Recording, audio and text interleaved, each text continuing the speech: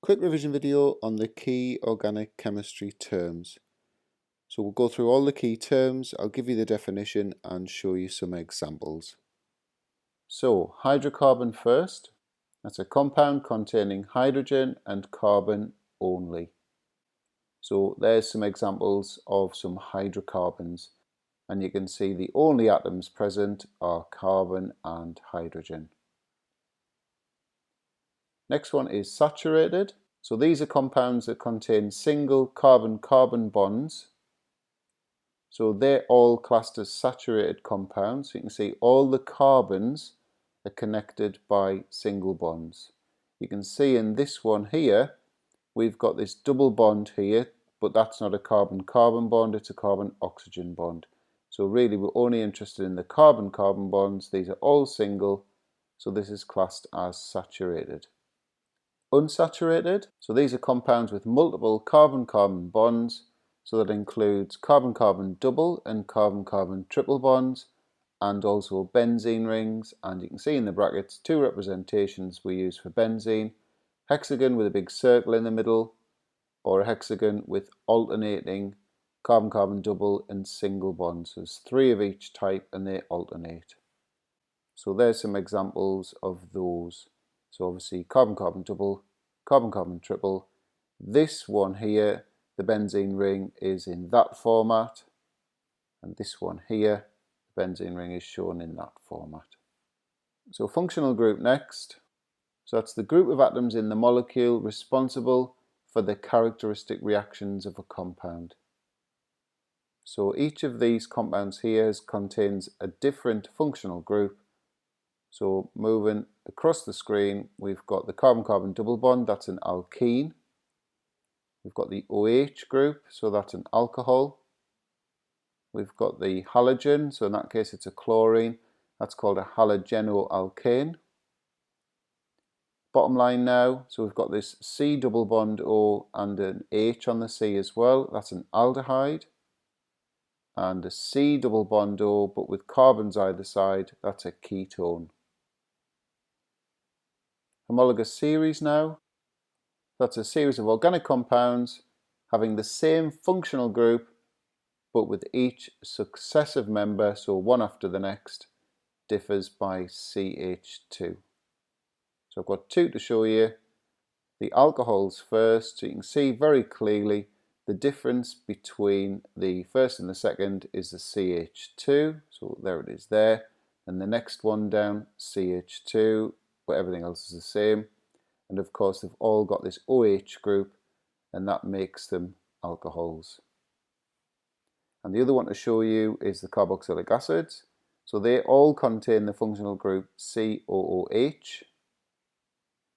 And the difference between this one and this one is CH2. The difference between this one and this one is CH2, and so on. So the next one we've got is straight chain. So that's a continuous chain of carbon atoms joined together with no branches. So all the branches is a shorter carbon chain. So the examples I'm going to show you first are all the same molecule. So that's called hexane. That's obviously a continuous chain of carbons. Sometimes it's represented like that because in reality the carbons are kinked. It's still classed as a straight chain, even though it's a straight line, and that's because that's a continuous chain of carbons.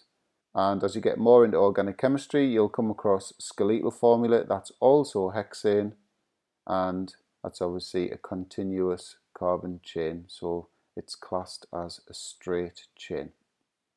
Got this one as well, just to show you that that's also classed as a straight chain, because this thing sticking off the chain is not a carbon. It's going to a double bond to an oxygen, so that's not a shorter carbon chain, and so therefore there's your continuous carbon chain. That's all you've got really in terms of carbon, and so this is classed as a straight chain.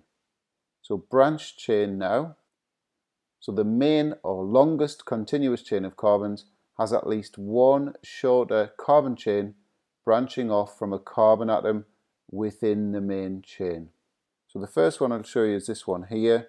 So we've got a main continuous chain of this one here. This is 5 long, and then off the carbon, the second carbon here, so it's within the main chain, we've got this carbon branch coming off here. So this is a branched chain.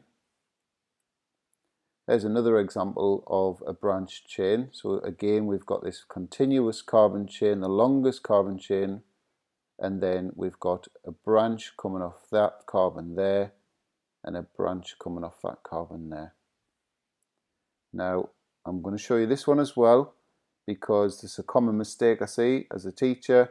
Some students might think this is branched, kind of looks branched, it looks very similar to that one, but that's a continuous carbon chain, so that's not branched. The next one is the alkyl group, so that's a group of formula CnH2n plus 1. Now at A level we only need to know the names of the normal alkyl groups, or the straight chain alkyl groups. So they're formed when you remove one hydrogen atom from the alkane chain.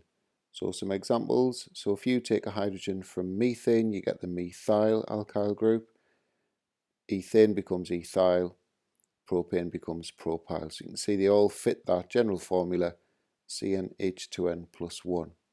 So a couple of examples of molecules with alkyl groups in.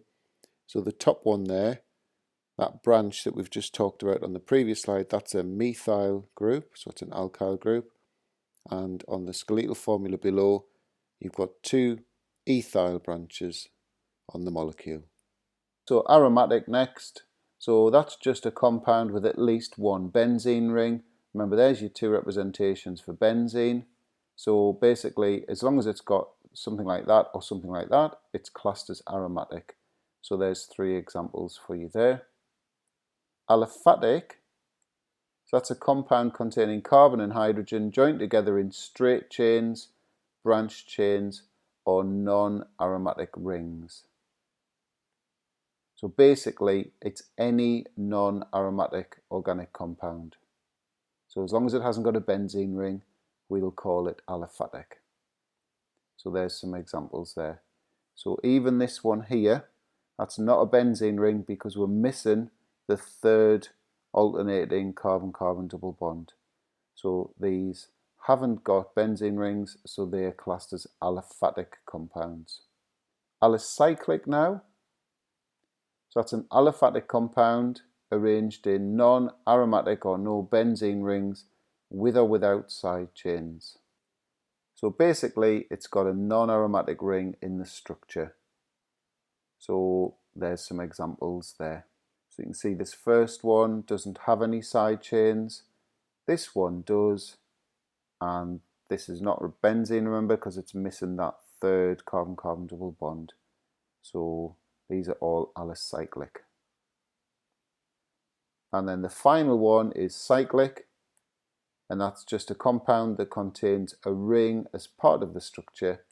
So basically any kind of ring. So this can be aliphatic or aromatic, and so I've gone for those two. It's got a ring, and it doesn't matter that it's not a benzene ring because cyclic just has to contain a ring. So in this one here, that's a benzene ring, but it's still cyclic because any kind of ring makes it cyclic. And that's it.